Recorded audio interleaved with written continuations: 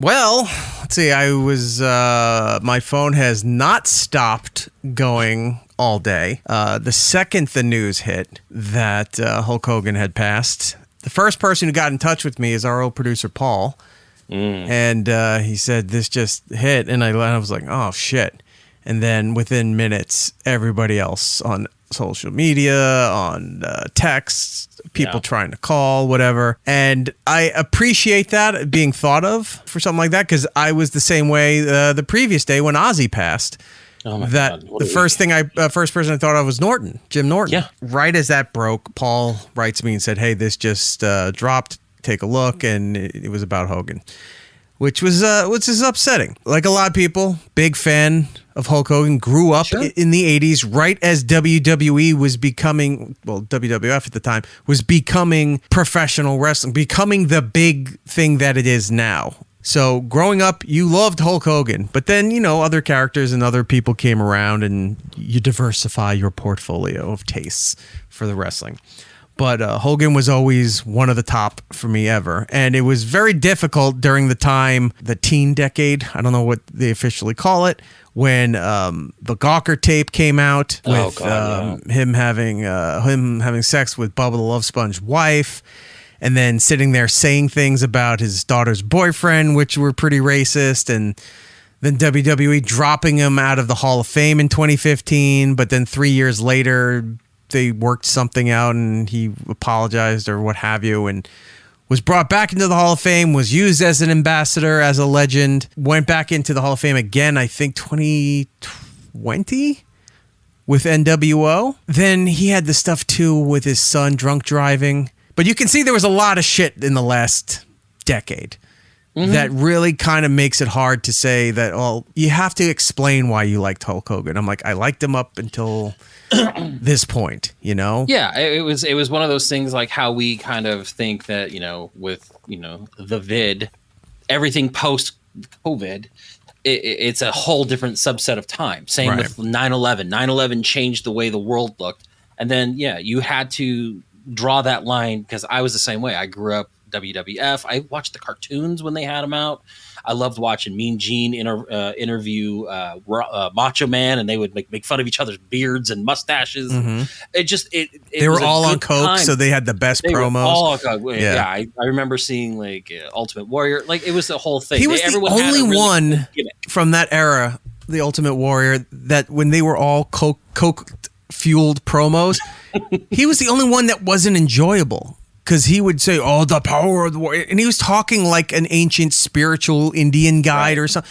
And you're like, what the fuck is this? But when you have like Macho Man doing his thing and it's like cream rise to the cup and he's holding the little packet of the fucking non-dairy creamer and Hogan doing his thing. His promos were always fun. They were amazing. And I wish they'd go back to that. But I see why things progress. There was a line, and then, when he went heel, and then we all saw Over the Top, or not Over the Top. It was No Holds Barred, Tiny Zeus Lester, and like we all had our Hulk Hogan. And I was even a fan to a point when he was like NWO and all this stuff. Right. But then there's that line where it's like, okay, I can't be a fan of him now. I mean, even up to his passing. Well, that's when you have to his beers and being that's political. When you had to separate Hulk Hogan from Terry Bollea. Yeah, because then you're like that line. Because then he had the Hogan's No Best thing, and then his family fell apart, and then his daughter wasn't talking to him for the longest time because he married her friend or something that was her age. It was just. It was almost a Greek tragedy, like the story of the Greek gods. That's exactly like Zeus was couldn't keep it in his pants and all of that. It's exactly that. So explaining that you like Hulk Hogan, you understand the problems with Terry Bollea, but the Hulk Hogan thing was one thing. Him coming out at the Republican National Convention, that was doesn't matter your politics. It was what a circus ride that was with him coming out there and doing all of that stuff. Then promoting his beer, and then he was getting booed. And like his last WWE appearance was him showing up at the SoFi? It was SoFi is the stadium. What's the big center there in LA? Oh, I shoot. I where don't the Lakers remember. play and stuff. Oh, that was He came out there, and that was his last Booed him. WWE. They booed the hell out of him. He was there to promote the beer because the beer, Real American Beer, Something like that, had a sponsorship deal or something with WWE.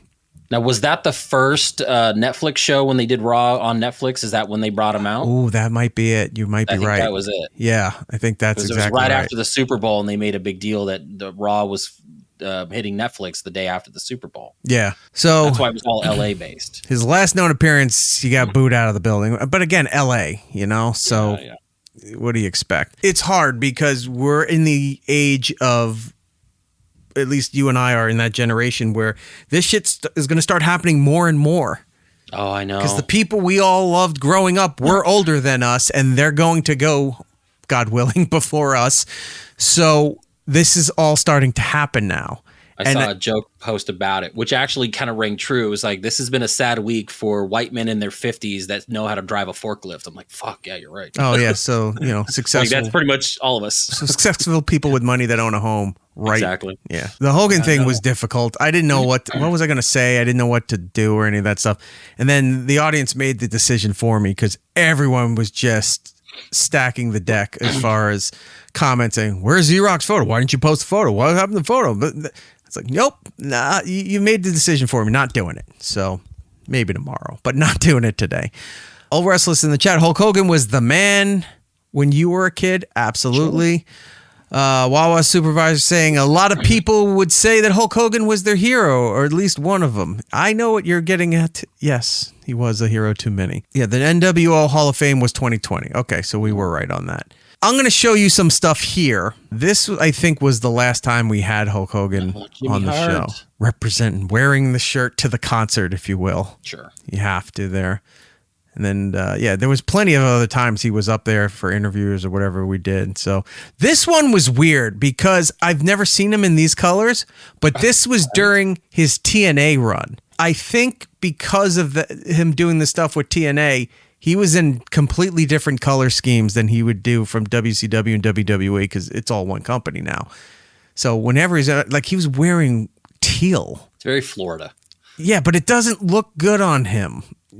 Teal needs a darker color to contrast. Like you can have a navy blue shirt. It's like how that's what his tan was. His tan was the contrast. Was the darker contrast? Right. All right, fair enough. But it also reminded me too of an event we did in the heart of New York City at the Hard Rock in Times Square.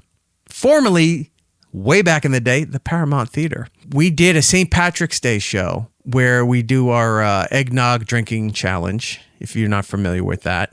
It's when we would have, I forget how many shots of eggnog, and people would do a shot of eggnog every minute. And then the last one to either the last one to throw up or the last one not to throw up was the winner. But over the course of people doing 60 eggnog shots, all of a sudden they start hurling into garbage cans and on the stage and what have you. Our comic friends were there to perform and do commentary and be part of the show. Hulk Hogan and his entire family were going to be there to sit in for the show with us because they were promoting Hogan's Knows Best on VH1. So I went back and I looked it up. This is back in 2006, so almost 20 years ago. I'm going to show you some of these photos here. No, that's not it. Hold on. Damn teal.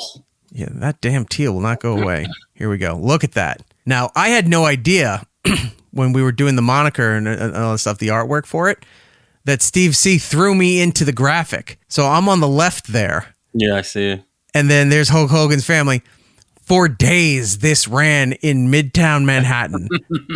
And I had no idea I was even in it till we walked down to do the show. So that was a nice surprise. So when do you get your not only your name, but your face on a moniker? That's pretty cool. In New York City. So what else do we have here? All right. Yeah. So there's the O&A thing for the Hard Rock. Looks pretty cool. And here's Hogan and his family coming out there. So we're doing the live show on Sirius XM. No, XM at the time. We weren't with Sirius yet. So it was XM and terrestrial and CBS syndication. Hogan and his family walk out. It's us, O&A, and Norton on the stage there. Patrice O'Neal, Rich Voss, Bill Burr. That's cool. What a lineup, right? Right. So there's Hogan walking in on the stage. There's Hogan and his family. And I think shortly after this is when him and his wife split. Like they were done. So I you know what I think I have somewhere?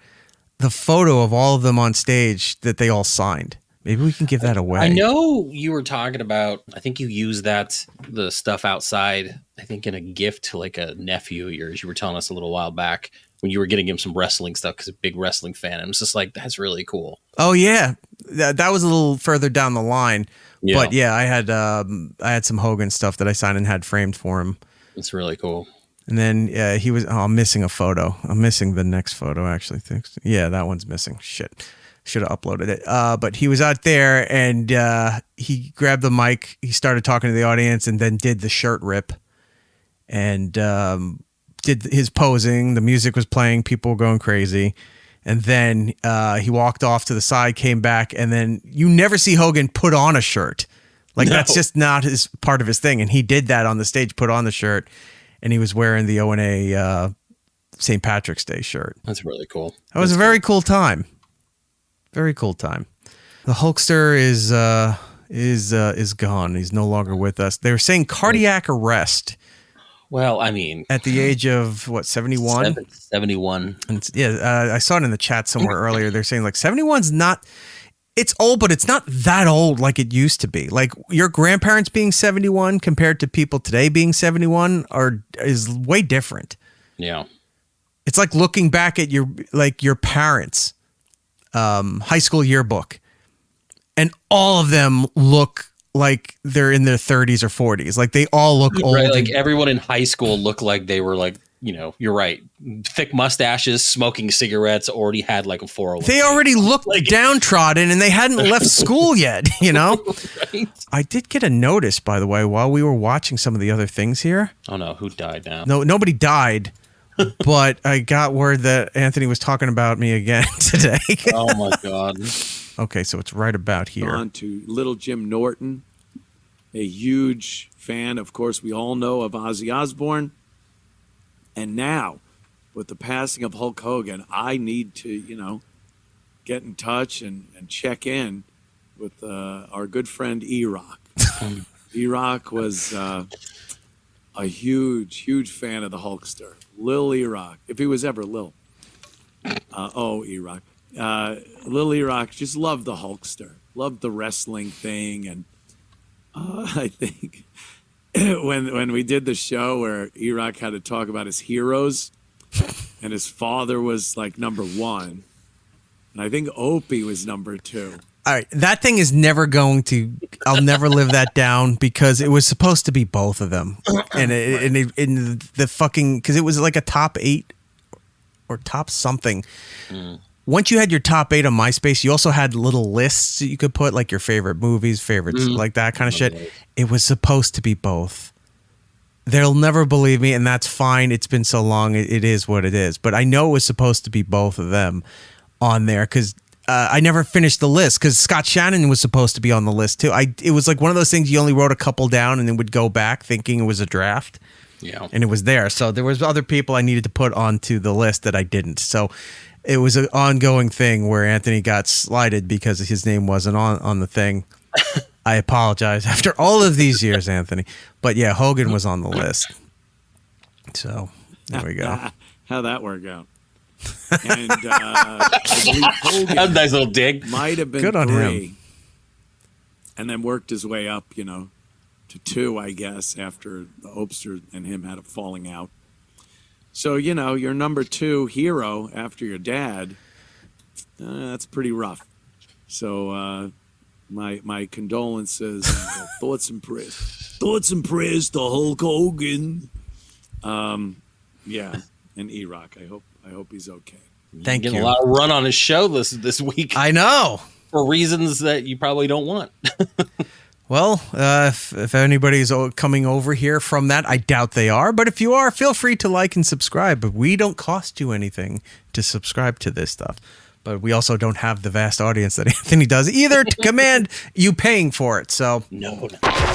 It's Erik Nagel Follow the show on all social medias at It's Erik Nagel. For ways to watch or listen to the show, both live and on demand, go to itseriknagel.com.